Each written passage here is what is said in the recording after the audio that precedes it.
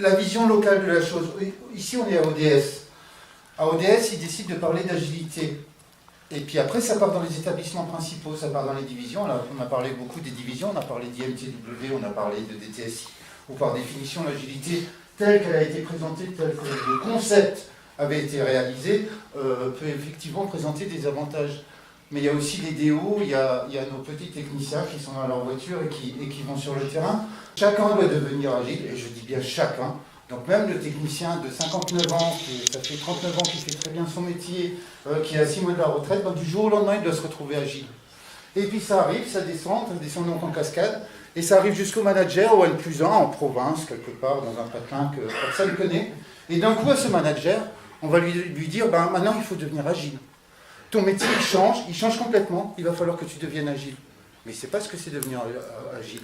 Donc qu'est-ce qu'il fait? Ben, il commence à essayer de courir. Il dit, là, il faut que je sois agile, donc il faut que je monte, il faut que je me fasse bien voir par mon chef. Donc je vais essayer de courir et puis d'être agile. Mais en fait, il n'a aucune idée de ce que c'est d'être agile. Et il va redescendre l'information à ses agents, à ses techniciens ou à des conseillers clients qui sont sur des plateaux, et pour qui l'agilité n'a strictement aucun intérêt. Ça n'a aucune importance dans le métier aujourd'hui de technicien ou de truc de devenir agile tel que ça a été créé dans le concept du départ.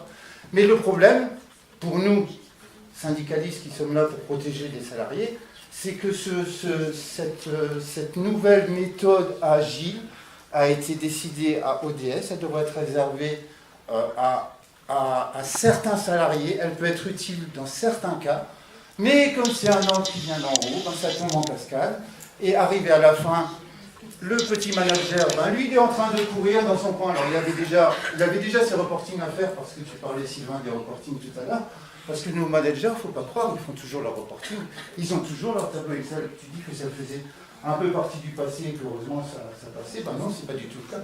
Donc nos managers, nos petits N+1 sur le terrain en province, eux ils doivent continuer à faire leur reporting, et en plus on leur demande d'être agiles, ils n'ont aucune idée de ce que c'est, mais voilà, ça crée des RPS, ça crée des tensions, et avec une pyramide des âges telle qu'on l'a aujourd'hui, avec une moyenne d'âge qui est approximativement de 55 ans dans l'entreprise, donc des gens qui ont approximativement en moyenne 35 ans d'ancienneté et qui ont toujours travaillé avec un système hiérarchique vertical, ben, du jour au lendemain de leur demander agile, et ben c'est pas possible. Quand on parlait tout à l'heure d'espèces, je n'aurais peut-être pas ce terme-là, mais l'idée est là.